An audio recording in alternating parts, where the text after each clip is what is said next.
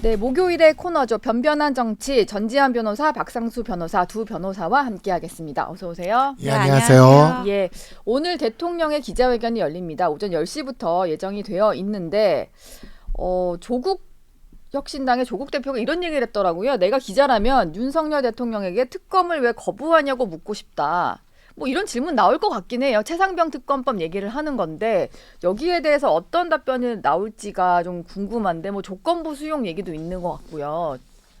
특검을 왜 거부하냐고 물어본대요. 그거는 너무나 조국 대표스러운 생각이죠. 네. 그렇게 하면 네. 너무나 원론적이잖아요, 질문이. 그렇죠. 특검을 거부하는 이유는 뭔지, 만약에 재의결됐을 때 대응책은 뭔지 좀 그렇게 구체적으로 파고들어야 될 것 같거든요, 제 생각은. 네. 그러니까 조국 대표같이 기자님들이 물어보시지는 않을 거라고 저는 이제 생각을 하고요. 예.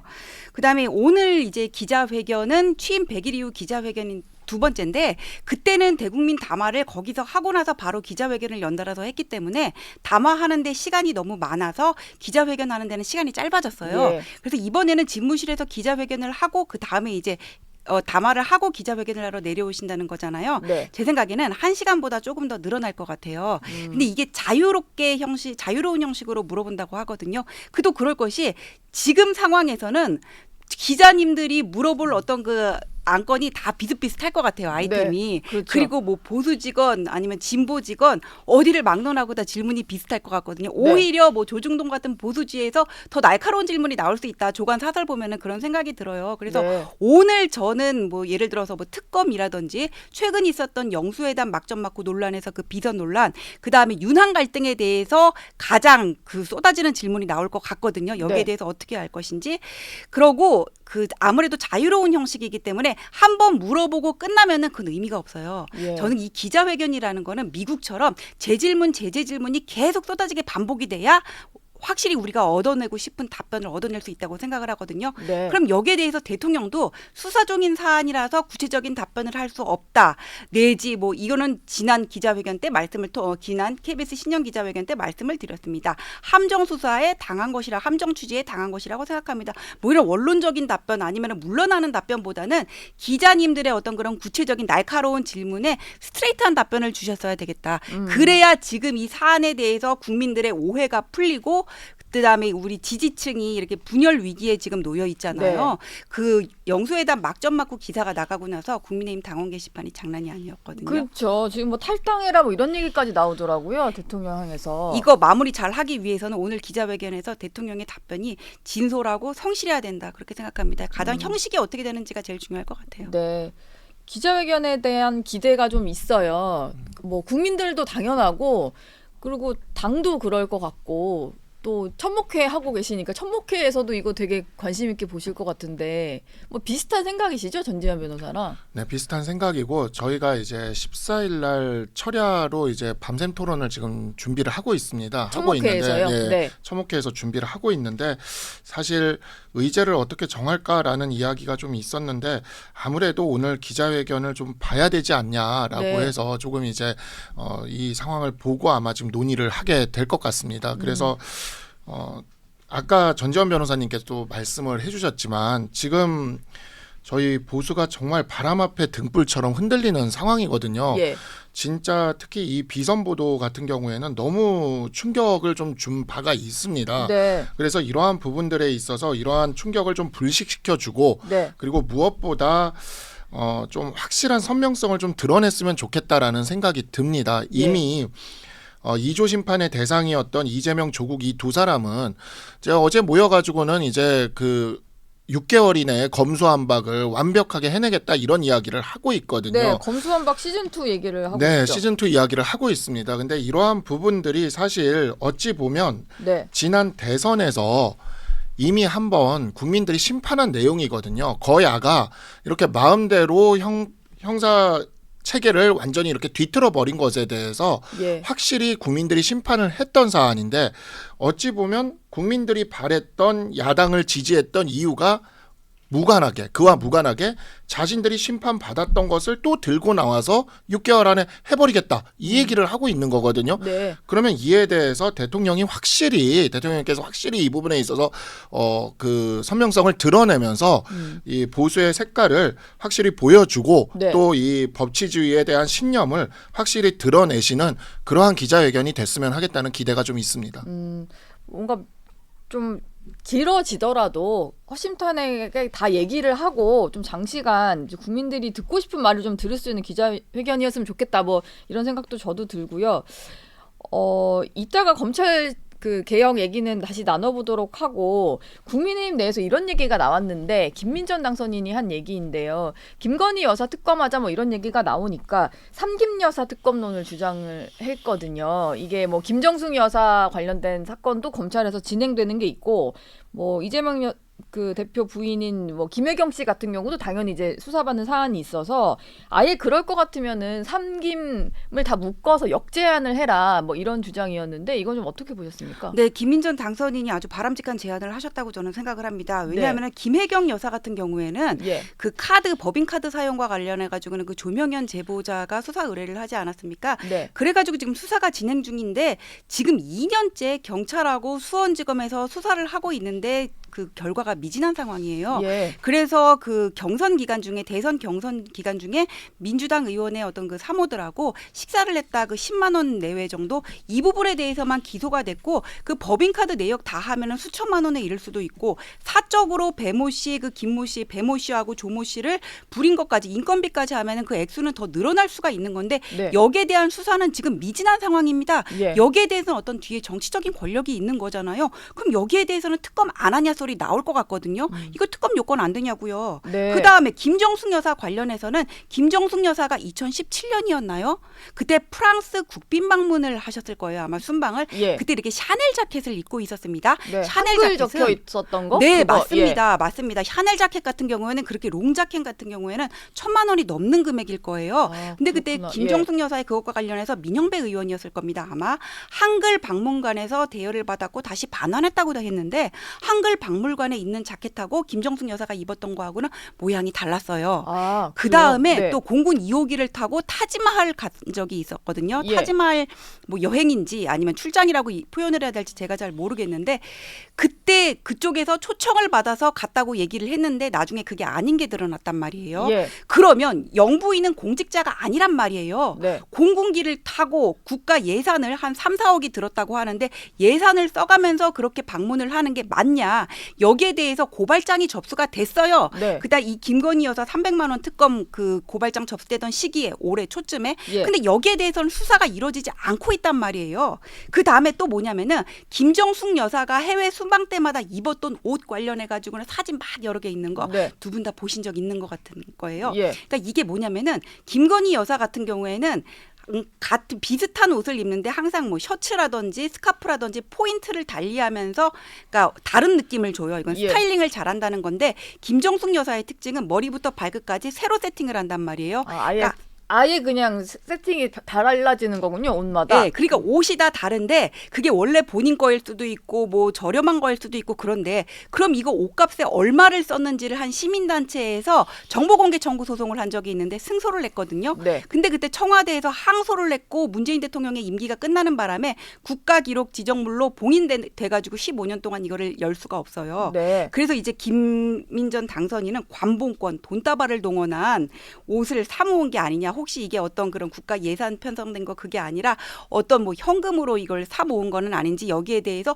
좀 조사를 해달라. 지금 이렇게 얘기를 하고 있고 이 얘기는 원래부터 나왔던 거거든요. 네. 그럼 그렇게 옷을 어떻게 구입을 했는지 김혜경 여사 수사가 이렇게 미진하고 있는데 여기에 대해서 조사를 해달라는 얘기 당연히 할 수 있는 거 아닙니까? 왜 김건희 여사만 특검하냐고요? 금액은 여기가 훨씬 더 높은데 네. 당연히 할 수 있는 얘기를 그 고민정 의원은 전혀 다른 사안을 가지고 다 묶었다 그러는데 네. 왜 다른 사안이에요? 수사 미진하고 뒤에는 권력 배경 있는 거 다 똑같은데.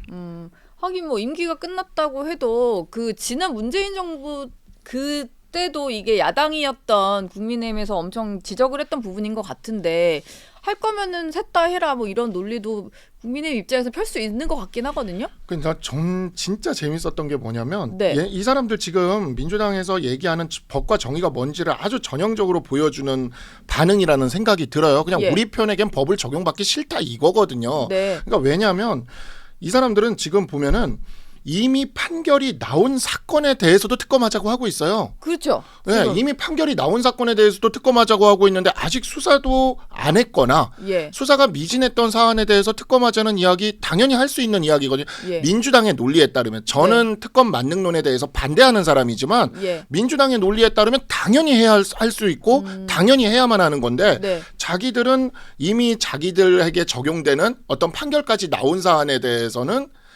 또 그 사안도 특검하자라고 얘기하면서 예. 이렇게 과거 거니까 특검이 안 된다? 뭐 이명박 박근혜 대통령까지 네. 다 특검하자는 이야기냐? 뭐 이런 얘기까지 했던데 네. 저는 그냥 보면서 그러면 모든 범죄 행위는 다 과거에 있던 거를 수사를 하는 겁니다. 그렇죠. 그러면 다 수사하지 말아야 되겠네요. 다 과거 거니까. 그럼 말도 안 되는 소리를 지금 하고 있는데 그게 이제 뭐냐면 이 원칙이라는 게 없이 그냥 이제 원칙은 그거죠. 본인들은 죽어도 수사받기 싫다. 네. 본인들의 범죄에 대해서는 털끝만큼도 건드리지 마라. 이게 원칙이다 보니까 말이 꼬이는 상황이 지금 오고 있다라는 생각이 듭니다. 예. 굉장히 저는 우리 당이 오랜만에 제대로 공격한다. 예, 정말 이런 거 원했거든요. 이런 네. 식의 반격을 원했거든요. 예. 그래서 좀 원내에 계시는 분들이 자주 좀 이런 모습을 보여주셨으면 좋겠습니다. 네. 근데 이게 뭐 힘을 받는 것 같진 않고 김민정 당선인 한 명 정도 얘기하고 좀 네. 묻히는 느낌이긴 한데 뭐 반응이 좀 이제 나오겠죠. 민주당에서는 검찰개혁 시즌2를 꺼내고 있습니다. 어제 민주당과 조국혁신당이 같이 뭐 토론회를 했는데요. 여기에서 검찰 수사권 기소권을 분리하겠다라고 공언을 했어요. 이게 공약이었던 것 같은데 조국혁신당에 실제로 기소청을 만들겠다 뭐 이런 거거든요.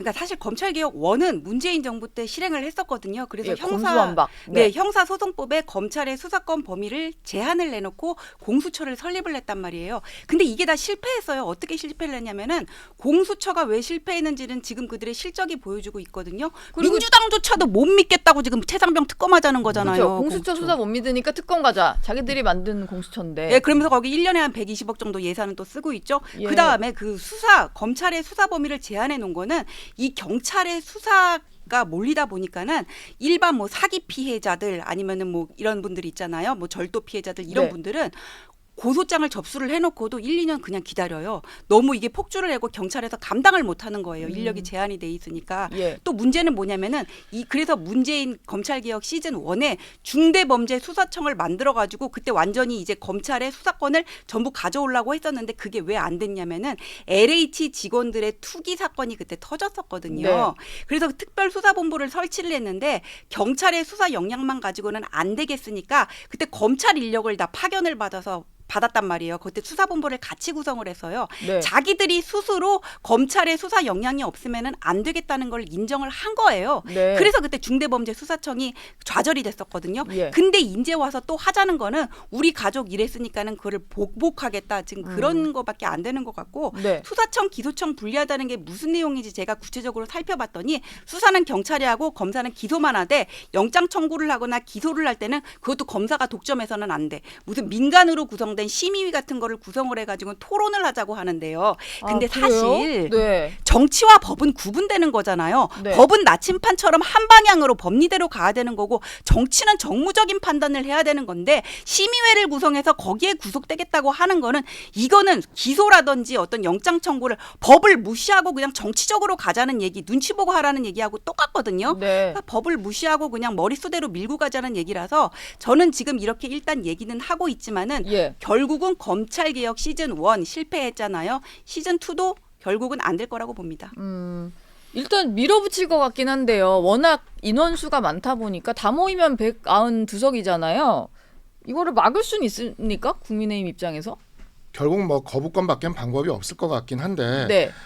저는 이 사안은 거부권을 반드시 써야 된다고 생각을 합니다. 왜 예. 그러냐면 저는 사실 제가 정치를 시작한 두 가지 이유가 있는데 그중 하나가 이 검수완박이었어요. 예. 제가 변협의 부협회장으로 있을 때 네. 이 검수완박 반대 변호사 시민 필리버스터를 제가 기획해서 추진해서 한 일주일 동안 했었거든요. 예. 근데 당시도 180석 거야에 의해서 그냥 무기력하게 이게 통과가 됐었는데 네. 대통령 취임 전이라 가지고 거부권 행사도 못해서 그냥 시행이 돼버린 겁니다. 예. 그 시행의 폐해는 전지현 변호사님께서 잘 말씀해 주셨지만 진짜 저는 지난주에도 계속 제 의뢰인들한테 연락받고 있어요. 아마 연락 받으실 거예요. 수사 왜 이렇게 늦어지냐고. 수사가 많이 검수완박 이후 지금 지연되는군요. 수사 예. 지연이 너무 심각합니다. 예. 너무 심각하고 민생범죄의 폐해가 너무너무 많이 발생하고 있고 사실상 이건 범죄자를 위한 법이에요.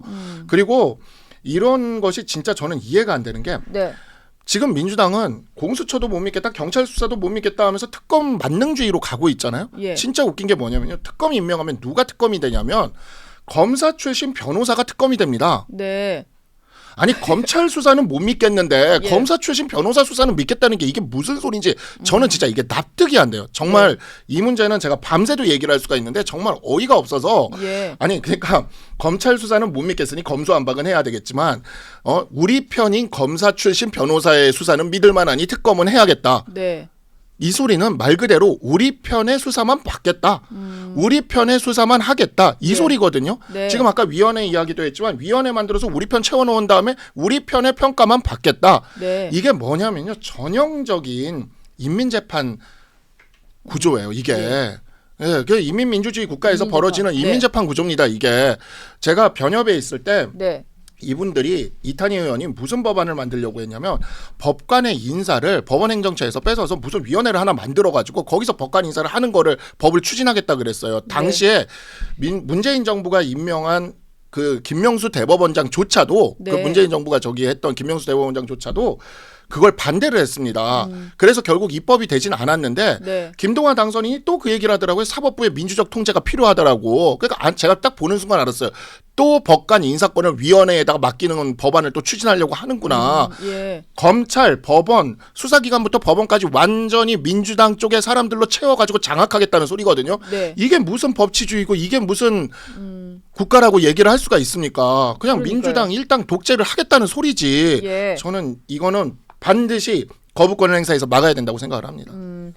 뭐 일단 검수완박 시즌 2 이런 식의 어떤 추진도 하고 있고 그리고 어제 그 양당이 주최한 토론에서 이런 얘기가 나왔는데 이거는 뭐 당에서 나온 얘기는 아니고 거기 발제자로 나섰던 한 교수가 얘기를 한 건데 특검을 이렇게 좀 하고 탄핵에서 검찰 개혁을 한다 뭐 3단계 로드맵까지 나왔는데요. 이게 그 22대 국회 개원도 하기 전에 벌써 뭐 탄핵 이런 얘기를 하는 것 자체가 지금 뭐 검사도 탄핵하고 뭐 이러다가 정말 대통령 탄핵하자는 얘기도 나올 지경인 것 같아요. 그러니까 최상병 특검이 사실 탄핵을 저는 염두에 뒀다고 생각을 해요. 그게 왜냐하면은 이재명 대표가 사법 리스크가 많은데 대장동은 그렇다 치고 위장교사나 아니면 공선법 같은 경우에는 예. 재판을 아무리 지연시키더라도 대선까지 이거를 어떻게 얼만큼 늦출 수 있을지를 장담할 수가 없거든요. 네. 만약에 그때까지 확정이 돼버리면은 대선 출마가 어려워질 수 있단 말이에요. 피선거권 상실돼서. 하지만은 이 대선 전국을 만약에 좀 앞당길 수 있다면은 사법 리스크를 피해갈 수 있잖아요. 예. 제 생각은 그런 게 아닌가 싶어요. 그래서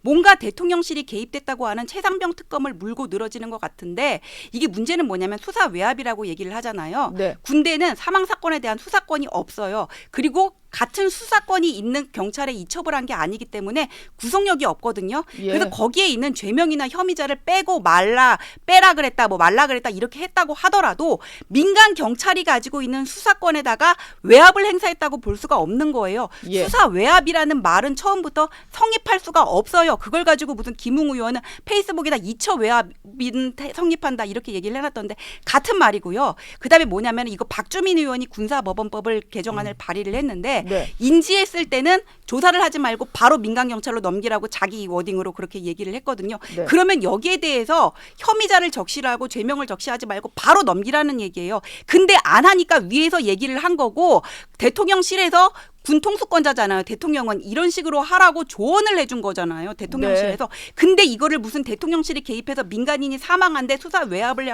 해가지고는 상부로 수사가 치고 올라가는 것을 막았다. 이런 식으로 프레임으로 나가는 건데 이게 잘못됐다는 거를 저는 좀 아쉬운 게 뭐냐면은 미리 좀 국민들한테 홍보를 했어야 되는데 이종섭 장관 호주 대사 임명이라든지 이런 식의 어떤 그러니까요. 예, 예. 오점이 있으면서 국민들한테 지금 오해가 많이 쌓였어요. 그래서 이 난국을 돌파하기 위해서는 거부권을 행사는 하되 뭔가 그 수정안 예를 들면은 특검을 임명하는 데 있어서 야당이 마음대로 그렇게 임명하는 게 아니라 협의해서 한다든지 하면은 네. 정상적인 법조인이 특검으로 임명이 된다면은 이 최상병 특검에 대한 오해는 반드시 풀어질 수 있을 거라고 생각합니다.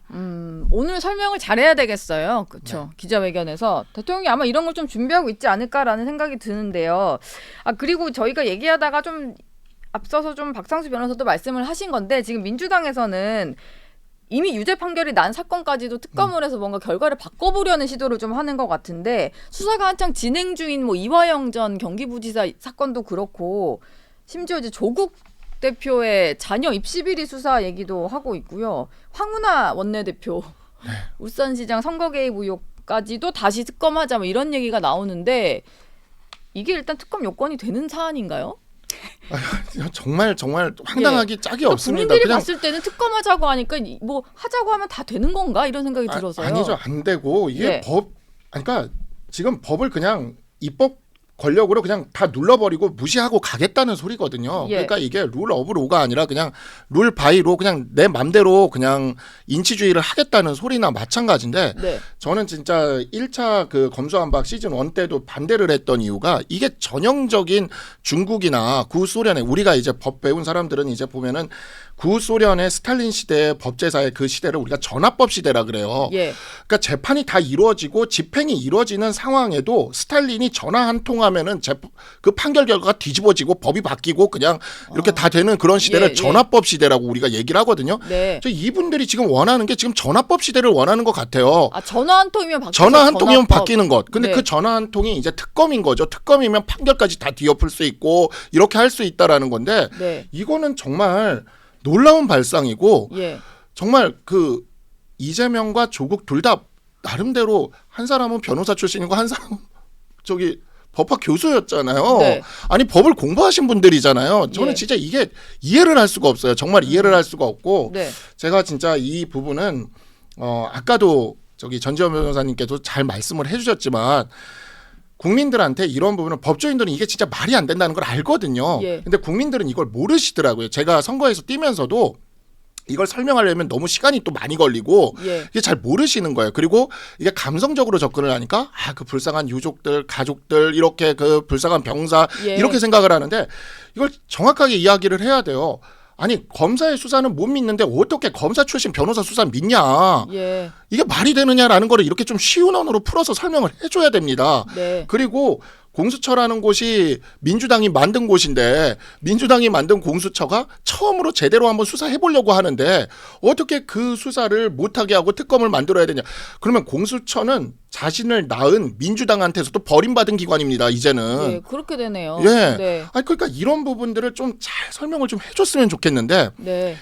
우리 당과 정부가 이런 부분에 대한 설명이 정말 많이 부족했어요. 예. 설명을 좀 안 하고 넘어가다 보니까 오해는 계속 쌓이고 뭔가 불통 이미지만 생기고 뭐 이랬던 것 같아요. 어쨌든 오늘 기자회견이 상당히 중요할 것 같다는 생각이 또 들고 당 얘기로 좀 넘어가 보겠습니다. 국민의힘 얘기로요. 전당대회 시점을 황우혁 비대위원장이 6말 7초보다는 좀 늦어질 것 같다. 물리적으로. 그래서 8월 얘기가 나오기 시작했는데 이게 좀 당에서 비판을 많이 받는 것 같더라고요. 일단 홍준표 대구시장이 엄청나게 좀 뭐하는 짓이냐 이러면서 원내대표 생기면 이제 넘겨주고 물러나라 뭐 이런 정도까지 얘기를 하던데. 네, 그 홍준표 예. 대표님 SNS, 홍준표 시장 SNS에 올린 걸 보면은 이게 솔직하게 말해서 노욕이라고 생각을 하시는 것 같아요. 네네. 이게 그래가지고는 이거 뭐 40일 정도 걸린다고 하는데 지금 비대위 구성하고 원내대표 뽑아가지고 충분히 서두르면은 할 수 있다. 7월 초까지는.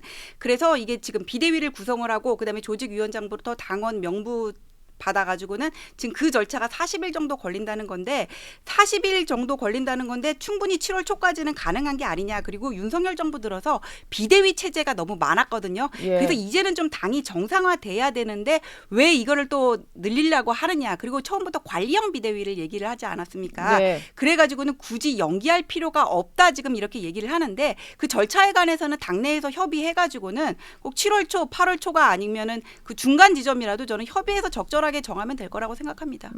이게 지금 뭐 황우여 비대위원장이 이렇게까지 비난받을 일은 아니다 이렇게 보시나요? 박상수 변호사도? 저희는 예. 그 천목회에서 5월 7일 날 황우여 비대위원장님과 간담회를 가졌지 않습니까? 네. 근데 가졌는데 그때 느낌도 일단은 지금 뭐 민심 반영이라던가 집단지도 체제 도입 여부라던가 당내에서 이런 목소리들이 나오고 있지 않습니까? 심지어 예. 뭐 당권 대권 분리와 관련된 이야기도 나오고 이런 다양한 이야기들이 반영되고 고려되는데 사실 좀 시간이 걸릴 수가 있거든요. 그리고 예. 정무적으로 따져도 네. 8월 말에 민주당의 그 전당대회가 있어요. 예. 그러니까 민주당 전당대회는 뭐 지금 이야기가 나오곤 있지만 이재명 당대표 또 추대 분위기로 해서 뭔가 이렇게 되게 그런 분위기로 갈 수가 있을 것 같습니다. 네. 그런데 우리 당은 좀 이렇게 역동적인 모습을 뭐 7월 말 8월 초쯤 이렇게 보여준다면 이제 정치 스케줄상 그게 이렇게 대비가 되면서 우리 당의 활력을 보여주는 그런 계기가 될 것 같거든요. 네. 그런 점에서 저는 황우여 비대위원장님의 이런 생각은 저는 괜찮은 판단이지 않을까 싶은데 왜 이렇게까지 이것이 공격당해야 하는가? 네. 아니 뭐 보름에서 한 달 정도 더 한다고 그게 뭐 노욕이라고까지 들을 거는 아니지 않습니까? 지금 이 네. 어려운 상황에서 비대위원장을 맡으셨는데 네. 이건 좀 너무 과한 비난이지 않는가 싶은 생각이 들었습니다. 그러다 보니까 이게 괜히 한동훈 위원장 한 달이라도 같은 늦어지다 보니까 한동훈 전 위원장의 어떤 등판론이 계속 더 부르짖힌 꼴이 돼서 이게 그것 때문에 홍준표 시장도 더 한동훈 전 위원장이 계속 거론이 되니까 그래서 황우여 비대위원장 공격한다 뭐 이런 논리도 있더라고요. 홍준표 시장은 잠재적인 대권 경쟁자로 보고 계속적으로 비난을 해 오셨기 때문에 그런 생각을 가질 수 있을지는 몰라도 예. 저는 한 달 앞에 가고 뒤에 가는 게 한동훈 위원장의 등판에 크게 영향을 미치지는 않을 거라고 봐요. 예. 지금도 많은 생각을 하고 계실 거고 뭐 당원, 당직자라든지 아니면 영입인재, 낙선자들 계속 만나면서 아마 의견을 조율하고 물어보고 계실 거거든요. 네. 그렇기 때문에 한동훈 위원장의 전당대회 등판은 이 명분을 아무래도 그 총선 패배의 책임에 대한 그 명분, 그거를 어떻게 만회를 할 것인지, 그다음에 당원들의 지지는 어떠한 것인지, 지금 온라인 서명운동도 벌어지고 있거든요. 예. 그다음에 윤석열 정부와의 관계는 어떻게 갈 것인지